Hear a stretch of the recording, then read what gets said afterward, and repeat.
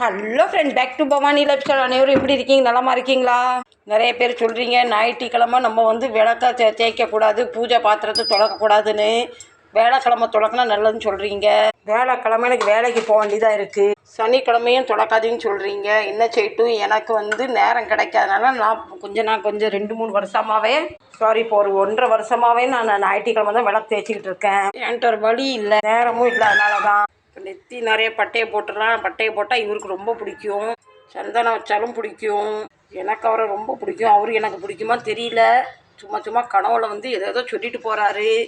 நேரில் வர அன்னைக்கு தான் எனக்கு இருக்குது. நானும் ஒரு வந்துருவாரா நேரில்னு பார்த்துக்கிட்டு இருக்கேன். ஐயே, இன்னும் மொபைலை சொல்கிற வீடியோ தள்ளி விட்டு போகிறீங்க. மூஞ்சி இப்படி குழம்பு இருக்கு. யாரும் இல்லை, இவருன்னு சொல்லி யாருங்கிற பாருங்க. இவ்வளோ நேரம் நான் சொன்னது நம்ம அழகு முருகரை தான் சொன்னேன். தப்பாக நினச்சிட்டிங்களா? இன்னைக்கு ஆடி பெருக்குனால காலையிலே உப்பு மஞ்சள் பருப்பு வச்சு காலையில் சாமி கும்பிட்டாச்சு. எனக்குமே வீட்டிலே இருக்கணும், 24 மணி நேரம் சாமிக்கு பூஜை பண்ணணும், சேவை பண்ணணும் ஆசை. அதுக்கெல்லாம் எனக்கு இங்கே கொடுப்பனை. ஆமாம், அதெல்லாம் புண்ணியம் பண்ணவங்களுக்கு தான் அந்த கொடுப்பனை கிடைக்கும். என்ன செய்யக்கிறாங்க, எனக்கு வீட்லேயும் உட்காரவும் முடியறது இல்லை. வீட்டில் இருந்து கடைக்கு போகணுன்னு தோணுது, கடையில் இருந்தால் வீட்டுக்கு வரணும்னு தோணுது. இன்றைக்கி வீட்டில் சமையல் எதுவும் பண்ணாதனால சாமிக்கும் செல்லப்பாக்கும் பொரிகளில் வச்சு சீனியை வச்சு ஏமாற்றியாச்சு. இதை இங்கே எப்படி வச்சா அந்த காக்கா பூரா சாப்பிட்டு போயிடுவாங்க. நீங்கள் வாரத்தில் எந்த நாளில் பூஜை பாத்திரம் தேய்ப்பீங்கன்னு கண்டிப்பாக கமெண்ட் பண்ணி சொல்லுங்கள். இவங்கெல்லாம் பார்த்து என்ற ஒரு கேள்வி கேட்குறாங்க. உனக்கு நேரம் கிடைக்கும் போது மட்டும்தான் எங்களுக்கு சேவை பண்ணுற, உன்னை பற்றி நான் பின்ன எப்படி நினைப்பேன்னு கேட்குறாங்க. இவங்க கேட்குறது ரொம்ப நியாயமான வார்த்தை தான். ஆனால் என்ன செய்யட்டும், என்ற நேரம் இல்லையே. நீங்கள் புரிஞ்சிக்கங்க முருகா, நீங்கள் புரிஞ்சிக்கங்க முருகா ஐயா. நீங்கள் வாழ்க்கையில் வந்துட்டீங்க, அப்போ எப்படி நான் உங்களை மறப்பேன்? 24 மணி நேரமும் நீங்கள் நெஞ்சிலேயே இருக்கீங்க. வேறு எனக்கு என்ன வேணும் முருகா? என் பிள்ளைங்க கூட துணை பண்ணிக்கிட்டே இருக்கீங்க. வேறு என்ன வேணும் முருகா? வேலவா சண்முகா வடிவேலா செஞ்சினாதா?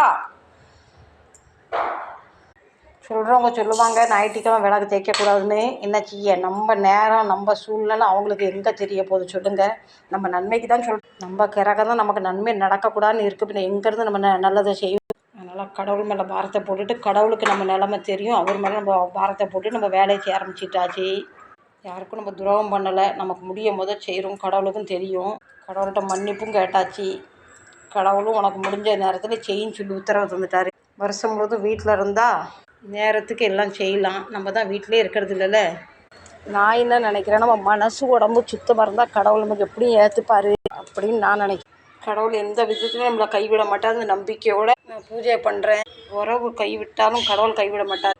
4 கிழமெல்லாம் பார்த்தா ஒன்றும் நடக்காது. தினம் இவரை நம்ம மறக்காமல் இருந்தால் அதே போதும். அவரோட கிருபையும் அவரோட சுகம் பலம் எல்லாம் நம்ம கிடைக்கும்.